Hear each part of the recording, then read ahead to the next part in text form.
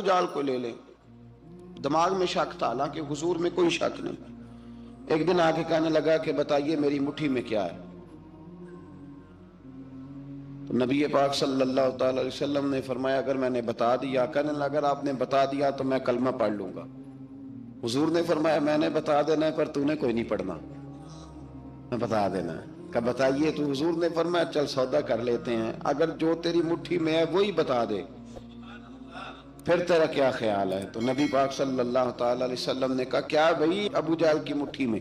تو اس کی مٹھی میں کنکر تھے، کنکروں نے کلمہ پڑھنا شروع کر دیا۔ جب کنکروں نے کلمہ پڑھا، پتھر تھے وہ، انہوں نے کلمہ پڑھا۔ ابو جہل نے وہ کنکر زمین پہ پھینکے، کہنے لگا اوہو تیرا جادو تو پتھروں پہاڑوں پہ بھی چلتا ہے۔ اب جملہ کہنے لگا ہوں سمجھ لینا، ابو جہل گوشت کا آدمی تھا، کنکر پتھر تھے، پتھر کلمہ پڑھ گئے۔ گوشت پوشت کا آدمی تھا پر کلمہ، کیونکہ یہاں کیا تھا؟ شک، اس نے آگے نہیں بڑھنے دی۔ گوشت پوشت کا شخص ہو کے پتھروں سے آگے نکل نبی پاک صلی اللہ علیہ وسلم کی خدمت میں آیا۔ بلکہ وہ جو یہودی والی روایت ہے اس کے پس منظر میں بھی بعض محدثین نے لکھا ہے، اس کو بھی اسی نے بھیجا، کہنے لگا جاؤ نبی پاک سے جا کے کہو اگر وہ درخت آپ کا کلمہ پڑھے تو میں بھی پڑھ لوں گا۔ درخت، اب درخت ہوتے تو جاندار ہیں پر کلمے تو کوئی نہیں نہ پڑھتے۔ درخت سے بھی تو انسانوں سے کلمہ پڑھنے کی بات، اگر درخت پڑھے تو میں پڑھ لوں گا۔ نبی پاک صلی اللہ علیہ وسلم دور بیٹھے تھے، درخت دور تھا، اور امام سیوطی علیہ رحمہ نے لکھا ہے درخت بھی کیکر کا تھا۔ نبی پاک صلی اللہ علیہ وسلم نے فرمایا اس یہودی سے کہ تو جا کے درخت کو کہہ کہ تجھے نبی پاک بلاتے ہیں۔ فرمایا میں گیا تو پھر تم نے کہنا جادو کر کے بلایا ہے۔ احتیاط بھی کی، ہر چیز آنکھوں کے سامنے رکھی، تو جا کے کہہ کہ تجھے بلاتے ہیں۔ وہ بندہ گیا، جا کے کہنے لگا، اور امام سیوطی نے اس کو لکھا ہے، کہنے لگے اس نے نبی پاک کا نام بھی نہیں لیا، کیونکہ ابو جہل اینڈ کمپنی کو پتا تھا کہ مصطفیٰ کے نام میں بھی بڑی برکت، خالی نام بھی نہیں لیا۔ کہنے لگا درخت وہ جو سامنے بیٹھے ہیں نا وہ تجھے بلا رہے، نام نہیں لیا حضور کا، وہ جو سامنے بیٹھے ہیں نا، جاءت لدعوتہ الاشجار ساجدۃ۔ امام بوصیری کہتے ہیں درخت آیا اور سجدہ کرتا ہوا، زمین چیرتا ہوا آیا۔ کس طرح آیا؟ پہلے آگے جھکا، پھر پیچھے جھکا، دائیں جھکا، بائیں جھکا۔ یہاں بھی لکھنے والوں نے لکھا ہے کہ وہ نہ درخت اپنی جڑیں اکھیڑ رہا تھا، جب چلنا تھا نا اس نے حضور کی طرف آنا تھا تو آگے دائیں بائیں ہوا، جڑیں اکھیڑ رہا تھا۔ لیکن ہمارے استاد جب ہمیں یہ روایت پڑھایا کرتے تھے تو کہتے تھے جڑیں نہیں اکھیڑ رہا تھا، جب اس نے سنا مجھے نبی پاک نے بلایا تو اسے وجد ہو گیا تھا، وہ جھومنے لگ گیا تھا، جھوم رہا تھا، حضور نے مجھے بلا لیا، جاءت لدعوتہ الاشجار ساجدہ۔ تو درخت آیا، اس نے آ کے نبی پاک کو سجدہ کیا، لکڑی کا بنا ہوا درخت ہے، سجدہ کیا۔ سجدہ کرنے کے بعد درخت اٹھا اور اٹھ کے اس نے نبی پاک کا کلمہ پڑھا۔ وہ جس کو ابو جہل نے بھیجا تھا نا یہودی، وہ درخت کی حالت دیکھ کے کلمہ پڑھ گیا، وہ کلمہ پڑھ گیا، لیکن یہی بے ایمان کہنے لگا اوئے ہوئے ان کا تو درختوں پہ بھی جادو چلتا ہے۔ لا ریب فی، شک قرآن پاک میں، لیکن اگر بندے کے دماغ میں ہو اس کا علاج ہے کوئی، ادھر ہی شک بیٹھ جائے۔ میں شادی مثال دیتا ہوں کہ سامنے دیوار صاف ہو لیکن گرد اگر آئینے پہ پڑی ہو، دیوار صاف کرنی چاہیے کہ اینک کا شیشہ صاف کرنا چاہیے؟ ساری زندگی لوگ دیوار صاف کرتے گزار دیتے، ساری زندگی تراش خراش کرتے گزار، اپنی مرضی کی پینٹنگ کرتے گزار دیتے ہیں، پر اپنی آنکھ کی پتلی صاف نہیں کرتے، آنکھ کی پتلی صاف نہیں کرتے۔ کسی نے حضرت رومی سے کہا تھا حضور دنیا میں کوئی اچھا ملتا نہیں، فرمانے لگے تھوڑا رونا شروع کر تاکہ تیری پتلیاں وضو کر لیں، وضو کر لیں، وہ انہیں پتہ چل جائے کہ کتنے صاف ستھرے لوگ دنیا میں پائے جاتے ہیں۔ ابو جہل پھر آ گیا، کہنے لگا اگر آپ چاند کے 2 ٹکڑے کر دیں تو میں کلمہ پڑھنے کو تیار۔ اچھا یہاں بھی بڑی مزے کی بات ہے، اللہ نے پہلے کہہ دیا نبی پاک کو کہ ان الذین کفروا سواء علیہم اانذرتہم ام لم تنذرہم لا یؤمنون۔ محبوب یہ جن کی قسمت میں کفر ہے نا، آپ انہیں ڈرائیں چاہے نہ ڈرائیں، یہ ایمان نہیں لائیں گے۔ कंकरों ने भी कलमा पढ़ लिया, दरख्तों ने भी पढ़ लिया, सारा कुछ हो गया, और अल्लाह ने भी कह दिया कि महबूब इस बेईमान ने कलमा नहीं पढ़ना, पर हुजूर ने फरमाया ये पढ़े ना पढ़े हमने मैदान नहीं छोड़ना। जितनी दफा आएगा ना हम इसे जरूर मौजज़ा दिखाएंगे, जितनी दफा आएगा हम क्यों मैदान छोड़। आगे कहने लगा जी अगर चांद के 2 टुकड़े कर दे तो इक़्तरबतिस्साअतु वंशक्कल कमर। तो नबी पाक सल्लल्लाहु अलैहि वसल्लम ने उंगली का इशारा किया, चांद 2 हिस्सों में बटा। कोहे सफा एक पहाड़ी थी मक्के में, आधा टुकड़ा पहाड़ी की इस जानिब हुआ, आधा इस जानिब। यानी वजाहत की अल्लाह करीम ने कि ऐसे ना हो कि ये कह दी वो तो ऐसे बिल्कुल शक हुआ तो मिल गया, पता नहीं मेरी आंखों पे जादू हो गया, मिला है कि नहीं मिला। जब टूटा तो हदीस पाक में आता है कि आधा चांद कोहे सफा के इधर गया और आधा तो पहाड़ी थी, चांद नीचे आया, पहाड़ी के गिर्द घूमा, आगे जाके मिला। यानी वक्फा दिया गया बाकायदा देखने का, समझने। पूरी दुनिया में जितने लोग उस वक्त चांद देख रहे थे, हिंदुस्तान तक रवायतों में मिलता है कि लोगों ने गवाही दी कि हमने चांद टूटते देखा है। जमाना मान गया, लोगों की चीखें निकल गई, लोग कदमों में गिर गए। पर वो जिसके दिमाग में शक था ना वो नहीं माना। शजरो हजर पहचान गए पर इंसान की नजरों में शक ही रहा। दुनिया में सबसे मजबूर, कमजोर, बुज़दिल, कम फहम बंदा वो है जिसके दिमाग में शक है। सबसे कम फहम आदमी, उसकी फिरासत रूहानिया जीरो है, वो एक नाकाम शख्स है। उसको किसी पे भी शक पड़ जाए, किसी पे भी। हमने देखा है जो औरत अपने मर्द पे शक करने लग जाती है उस घर का कोई इलाज ही नहीं होता। जो शिकवा करती है रोटी का, पैसों का, वो किसी दौर में मसला उसका हल हो जाता है। जो नाफरमान होती है उसका भी मसला किसी न किसी जमाने में हल हो ही जाता है। ये जिसको शक पड़ जाता है ना, शक, उसका मसला क़यामत की सुबह तक हल नहीं होता।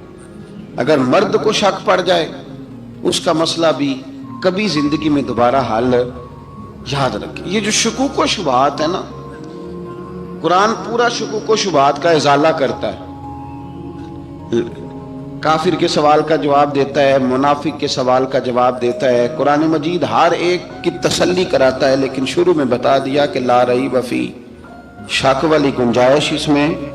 लोग आज तक शक कर रहे हैं कि अल्लाह का कलाम है कि नहीं, आज तक लोग कहें। तो मेरे भाई, शुकूक वाली जिंदगी कमजोर होती है। शुकूक वाली अक्लमंद लोगों की जिंदगी कमजोर जिंदगी है।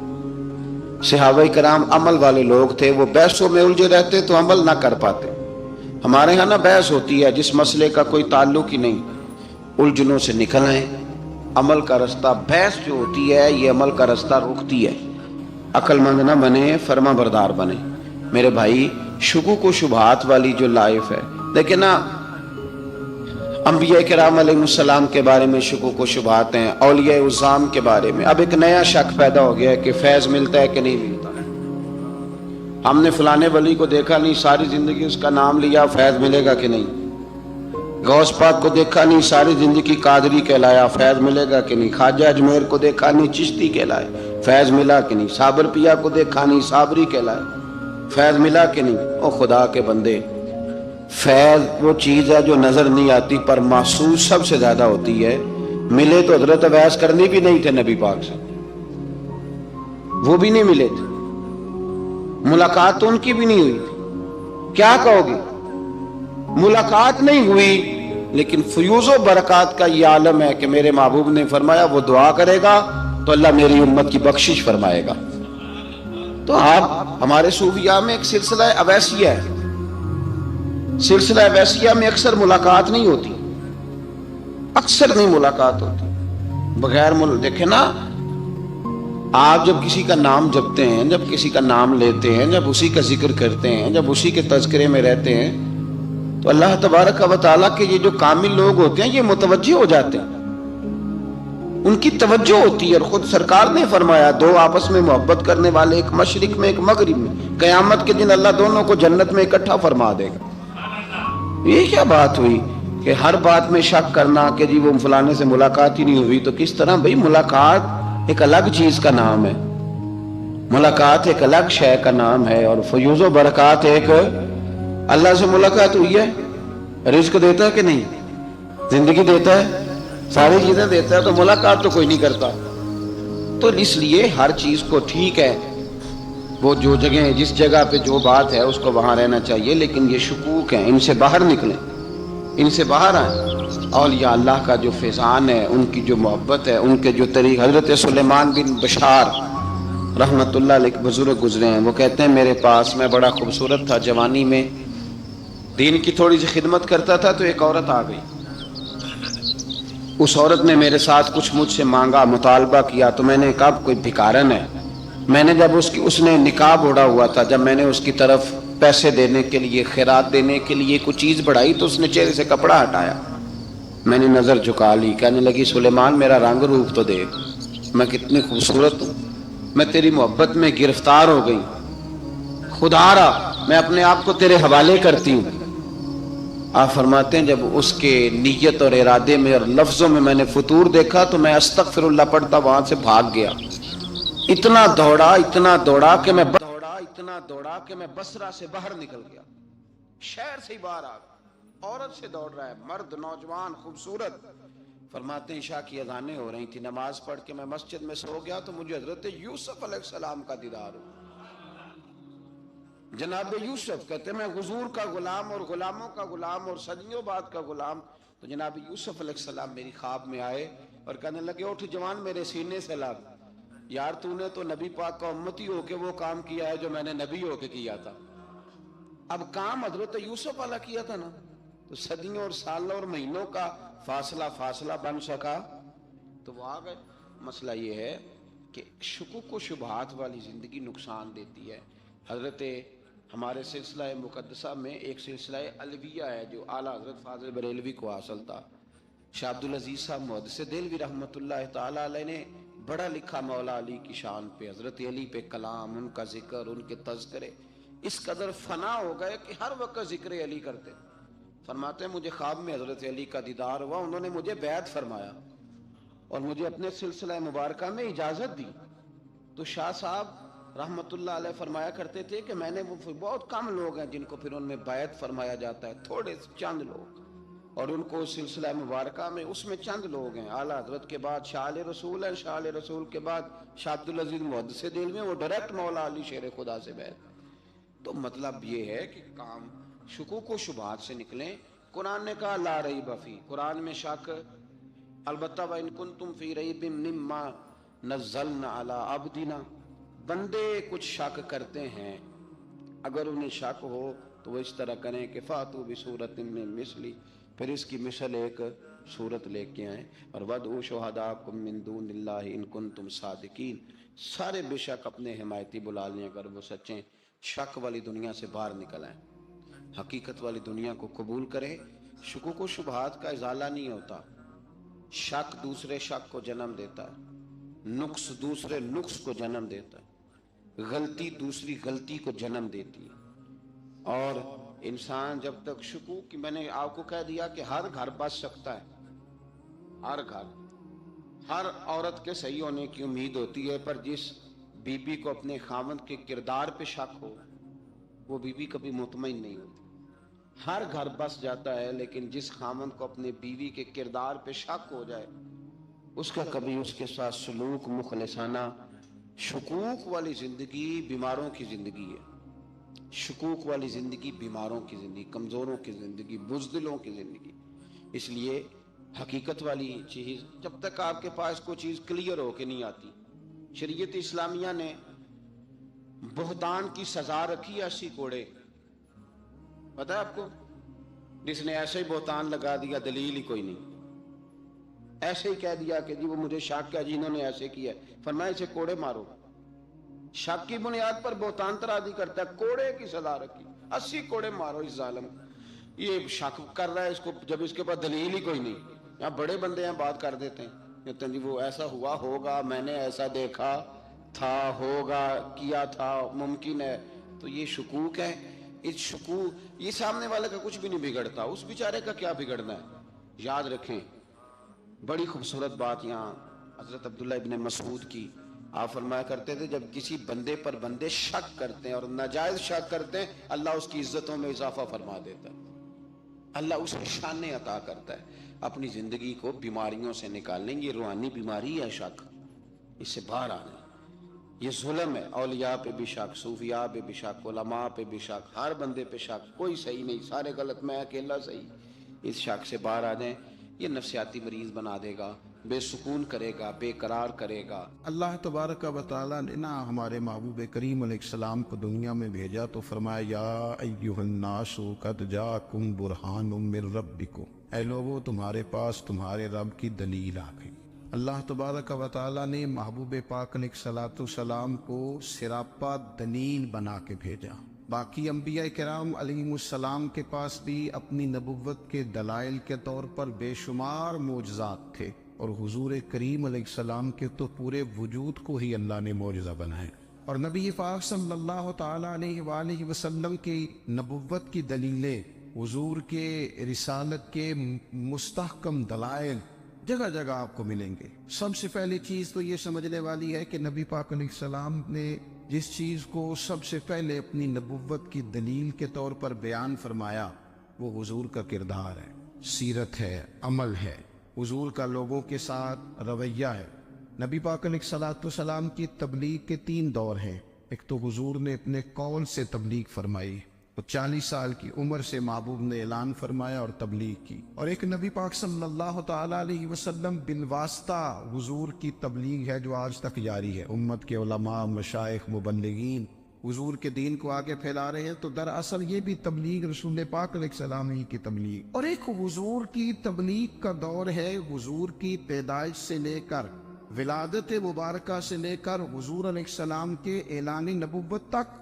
اس دوران نبی پاک نے جو تبلیغ فرمائی ہے وہ اپنے کردار سے فرمائی۔ عرب کا وہ معاشرہ جو بڑا میلا کچیلا گدلا ہو چکا تھا، جس کے اندر سراسر مادہ پرستی کا زور تھا، جس کے اندر لوگ انسانوں کی خرید و فروخت کرتے تھے، جس کے اندر بیٹیوں کو زندہ دفن کر دیتے تھے، جس کے اندر جو آدمی جتنا زیادہ مضبوط ہوتا تھا اتنا زیادہ لٹیرا بن جاتا تھا، اس معاشرے کے اندر رسول کریم علیہ السلام نے 40 سال گزارے، اور اس طرح گزارے کہ جو بیگانے بھی تھے وہ بھی کہا کرتے تھے یہ صادق ہے، یہ امین ہے۔ اور جب حضور نے اعلان نبوت کیا تو فرمایا، یہ قرآن مجید کے لفظ ہے، فرمایا فَقَدْ لَبِثْتُ فِيكُمْ عُمَرًا مِّن قَبْلِهِ أَفَلَا تَعْقِلُونَ، میں تمہارے بیچ عمر کا ایک حصہ گزار چکا ہوں، تمہیں عقل نہیں ہے، شعور نہیں ہے۔ نبی کریم علیہ السلام نے اپنے کردار کو، اپنے عمل کو اپنی نبوت کی دلیل کے طور پر بیان فرمایا۔ وہ تو حضرت حلیمہ بھی فرماتی ہے نا، جب میں نبی کریم علیہ السلام کو اپنے گھر لے گئی تو میرا اپنا بچہ بھی دودھ پیتا تھا،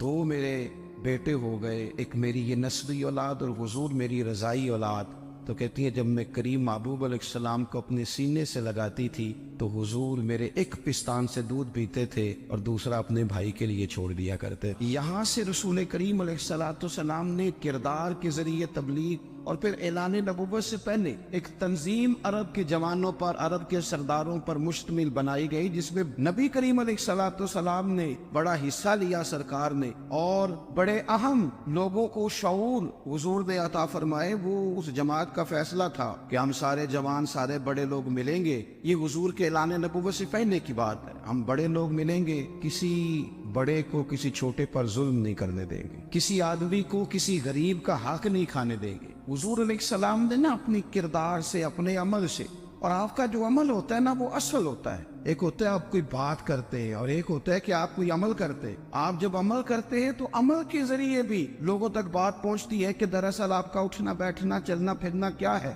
میرے رسول کریم علیہ السلام کا اٹھنا بھی ایک نبی کا، بیٹھنا بھی ایک نبی کا، بات کرنا بھی ایک نبی کا، معاملات زندگی کرنا بھی ایک نبی کا، لین دین کرنا بھی ایک نبی کا۔ ایک شخص کہتے ہیں میں نے اعلان نبوت سے پہلے حضور علیہ السلام سے کوئی چیز خریدی تھی اور میں نے عرض کیا تو آپ یہاں تشریف رکھیں، میں پیسے لے کے آتا ہوں، میں 3 دن کے بعد آیا۔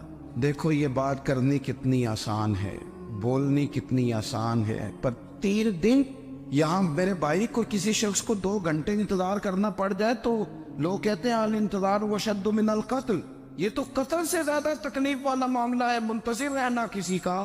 کہتے 3 دن کے بعد میں آیا تو میرے رسول کریم وہیں تشریف فرما، بس اتنا فرمایا یار تم نے مجھے بڑی تکلیف میں ڈال دیا، 3 دن ہو گئے یہاں رکے ہوئے۔ تو حضور نے اپنے کردار کو، اپنے عمل کو، اپنے معاملات کو سب سے پہلے اپنی نبوت کی دلیل کے طور پر پیش کیا۔ اسی نے کیا خوب کہا تھا کہ جو تیری جان کے دشمن ہے وہ بھی کہتے ہیں، بظاہر تو آئے ہیں نا ہجرت کی رات جان لینے، لیکن امانتیں حضور کے گھر میں رکھی ہوئی ہیں، امانتیں کاشانہ نور پہ پڑی ہے۔ وہ جو تیری جان کے دشمن ہے وہ بھی کہتے ہیں کہ امین تو ہے اور صداقت کی آبرو تو ہے۔ تو پہلے کردار، پھر دوسری بات، اللہ تعالیٰ نے اپنے محبوب علیہ السلام کو اپنا مطلق نائب بنا کر، اپنا محبوب اعظم بنا کر، ویسے ہی سارے انسانوں کے بارے میں کہا وَإِذْ قَالَ رَبُّكَ لِلْمَلَائِكَةِ إِنِّي جَاعِلٌ فِي الْأَرْضِ خَلِيفَةً، میں زمین میں اپنا نائب بنانے والا ہوں۔ لیکن حضور علیہ السلام تو محبوب ہے نا، حضور کی نیابت تو محبوبیت کے درجے پر فائز ہے۔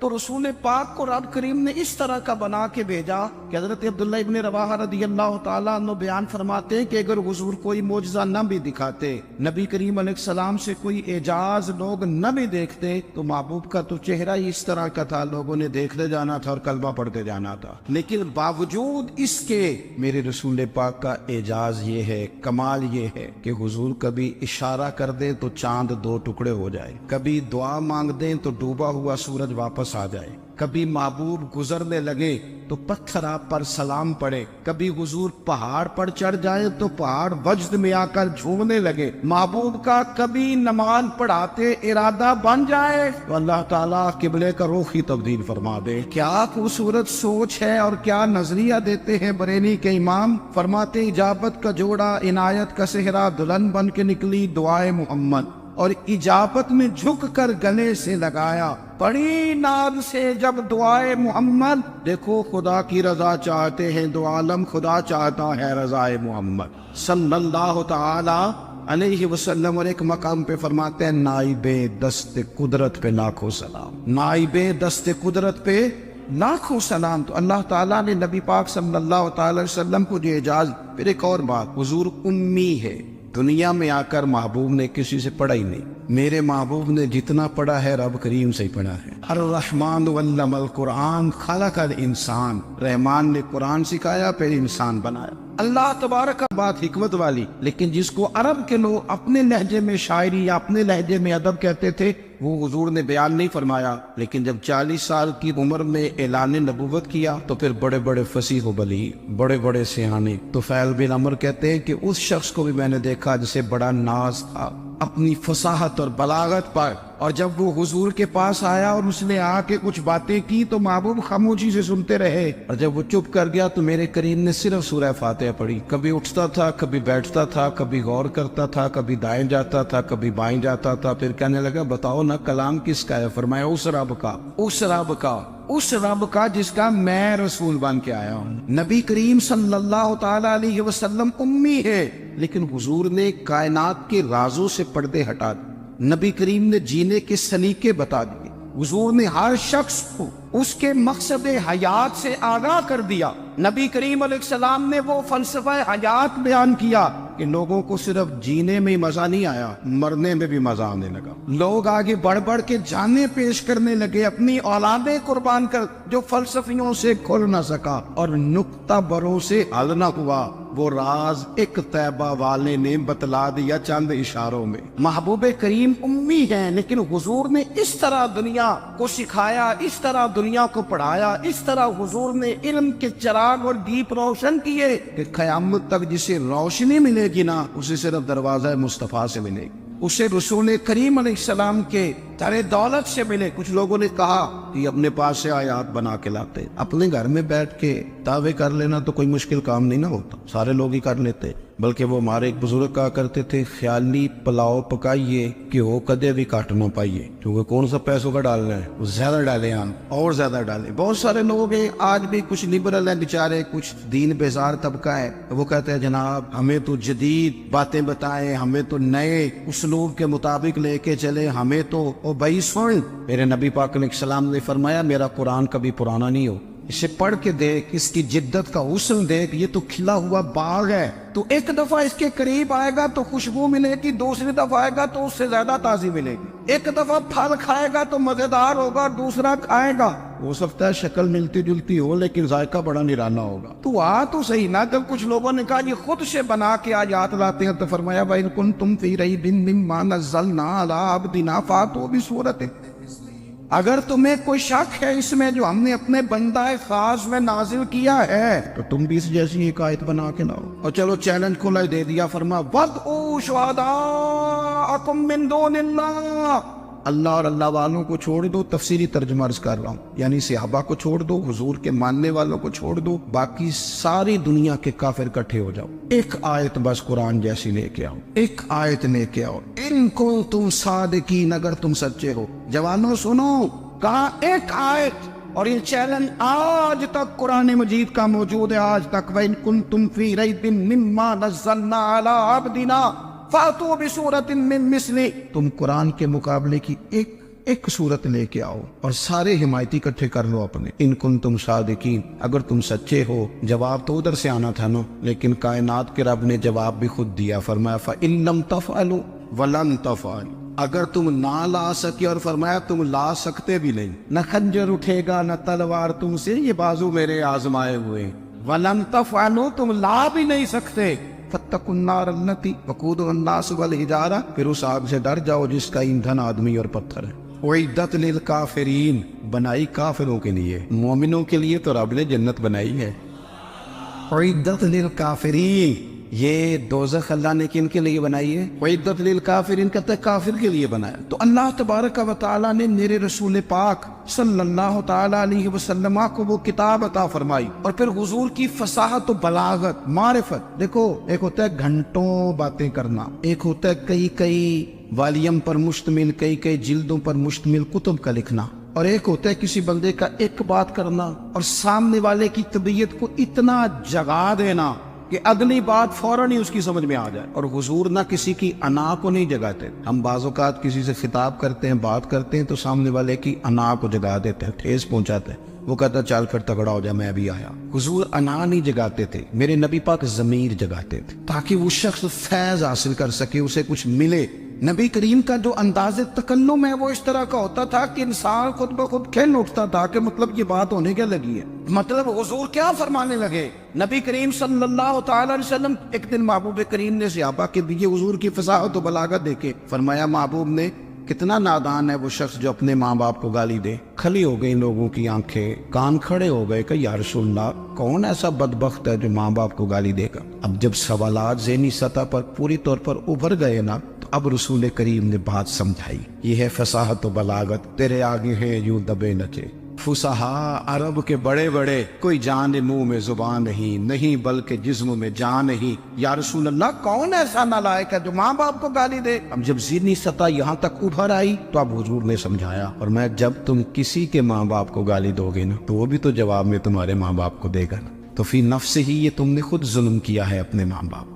کیوں تم نے ایسا لہجہ اختیار کیا کہ جس سے سامنے والے کی انا جاگ جائے اور وہ تمہارے مقابلے میں آ کر کے کھڑا ہو جائے؟ کیوں تم نے اس طرح کے انداز اختیار کیے کہ جس سے سامنے والا بھی سارے پنجے کھڑے کر کے باہر نکل آئے اور کہے آ جاؤ پھر میں بھی میدان میں حاضر ہوں؟ رسول کریم کی فصاحت، بلاغت دیکھیں نا. حضور 2-4 جملوں میں ساری بات سمجھا جاتے. ایک حدیث پاک اگر ہماری سمجھ میں آ جائے، ایک روایت، نبی پاک صلی اللہ تعالی علیہ وسلم نے فرمایا خوبصورت مسلمان وہ ہے جو بے مقصد باتوں کو چھوڑ دے.